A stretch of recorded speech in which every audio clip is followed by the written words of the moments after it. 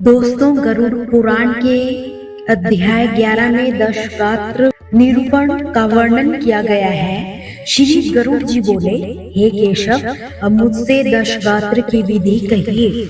उसके करने से क्या पुण्य होता है और पुत्र के न होने पर यह क्रिया कौन करे, यह सब भी मुझसे कहिए। श्री भगवान बोले, हे गरुड़, सुनो, मैं तुमसे दशगात्र की विधि कहता हूँ, जिसके करने से सुपुत्र पिता के ऋण से मुक्त हो जाता है।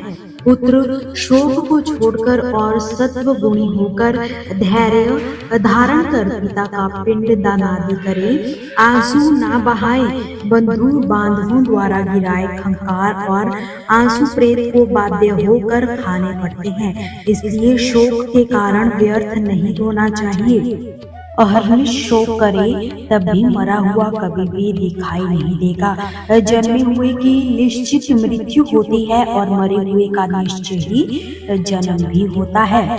अतः अनिवार्य आवागमन के लिए ज्ञानी कदापि शोक न करे। दैवी और मानुषी ऐसी कोई विधि नहीं जिससे मरा हुआ प्राणी फिर यहाँ प्राप्त हो जाए। यदि होने वाली भावी का कुछ भी उपाय होता तो राजा नल रामचंद्र और युधिष्ठिर दुख से पीड़ित ना होते। अपने शरीर से भी किसी के साथ किसी तरह अधिक दिनों का सहवास नहीं होता है, तो पृथक ज्ञान जनों का क्या कहना है। जैसे कोई यात्री छाया का सहारा लेकर विश्राम करता है और विश्राम कर फिर अपने मार्ग पर चल देता है, ऐसे ही प्राणियों का संबंध और आवागमन होता है। प्रातः काल जो भोजन योग्य वस्तु बनाई जाती है, सायंकाल में वह नष्ट हो जाती है। उस अन्न के रस से पुष्ट शरीर में भी क्या स्थिरता है। इस दुख की औषधि मनन और चिंतन है। अतः अज्ञान से उत्पन्न हुए शोक को छोड़कर पुत्र मृतक की दशगात्रादि क्रिया करे। पुत्र के न होने पर मृतक का छोटा भाई करे, उसके भी न होने पर मृतक का पौत्र प्रपौत्र यह क्रिया करे। हे गरुड़, मनुष्य के पुत्रहीन होने पर ज्येष्ठ अथवा छोटे भाई या उनके पुत्र पौत्र आकर दशगात्र आदि कर सकते हैं। एक पिता से उत्पन्न हुए भाइयों में यदि एक पुत्रवान हो तो उसी पुत्र से सब भाई पुत्र वाले माने जाते हैं, ऐसा मनु का कथन है। एक पुरुष के यदि बहुत सी स्त्रियां हों और उनमें से एक को पुत्र उत्पन्न हो तो उसी एक पुत्र से सब पुत्रवती मानी जाती है। यदि सब पुत्रहीन हो तो मित्र पिंड दान करे।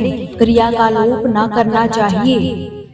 मित्र भी ना हो तो पुरोहित पिंड दान करे। कोई स्त्री या पुरुष जो इष्ट मित्र की क्रिया करता है तो वह अनाथ प्रेत के संस्कार करने के कारण कोटि यज्ञों के फलों का भागी बनता है। हे गरुड़, पुत्र को पिता का दशगात्र आदि करना चाहिए। ज्येष्ठ पुत्र के मरने पर अति स्नेह से पिता दशगात्र आदि ना करे। जो बहुत से पुत्र हो तो दशगात्र आदि क्रिया एक ही पुत्र करे।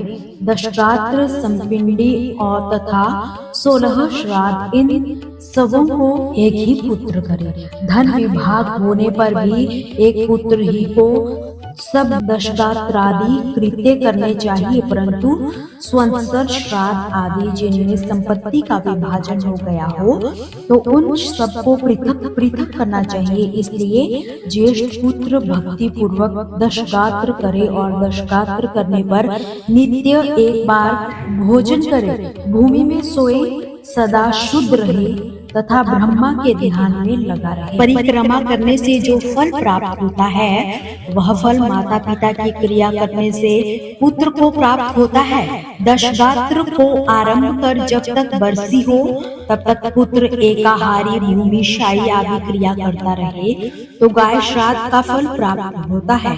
कुएं, तालाब अथवा बगीचे, तीर्थ में, दिवाले में जाकर मध्यम प्रहर में बिना मंत्र के स्नान करे। शुद्ध होकर वृक्ष के मूल में दक्षिणा विभूषित होकर वहां वेदी बनाए और गोबर से लीपे। उसमें पत्ते पर कुशा के विष्णु जी को स्थापित कर पाद्य आदि से उनकी पूजा कर 80 पुष्प संकाशम इत्यादि मंत्र पढ़कर नमस्कार करें। तब उस कुश के आगे पिंड के लिए कुश का आसन और उसके ऊपर नाम गोत्र कहकर पिंड करें। चावल के भात से अथवा जौ के आटे से पुत्र पिंड को बनाए। इसके बाद हस्त, चंदन और भृंगराज के फूल उसके ऊपर चढ़ाएं। फिर धूप, द्वीप, नैवेद्य, तांबूल और दक्षिणा उसके आगे समर्पित करें।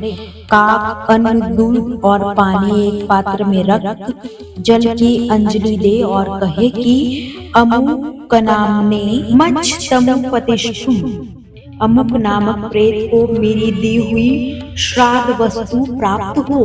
अन्न, जल अथवा और जो वस्तु की प्रेत शब्द से दी जाती है वह मृतक को अनंत फलदायी होती है। इसलिए प्रथम दिन से लगाकर संपिंड विधान तक मृतक स्त्री या पुरुष दोनों को श्रद्धादि में नाम के साथ प्रेत शब्द उच्चारण करे।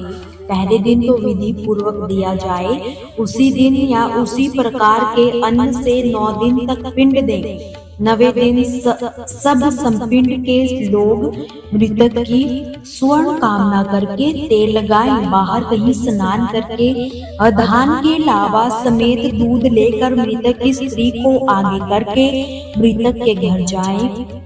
दूध के समान आपके कुल की वृद्धि हो और धान के लावा के समान आपका विकास हो, ऐसा कहकर उसके घर में दूध युक्त धान का लावा फेंके। हे गरुड़, 10वें दिन मांस का पिंड, काले उड़द का पिंड दे। 10वें दिन सब बांधव मुंडन कराएं और क्रिया करने वाला पुत्र भी पुनः अपना मुंडन कराएं। 10 दिन तक एक ब्राह्मण को मिष्ठान भोजन कराए और हाथ जोड़कर श्री हरि का ध्यान कर प्रेत की मुक्ति की प्रार्थना करें। तीसी के फूल के समान कांति वाले और पीत वस्त्र धारण करने वाले और अच्युत अविनाशी विष्णु भगवान गोविंद को जो लोग नमस्कार करते हैं उन्हें किसी प्रकार का भय नहीं होता।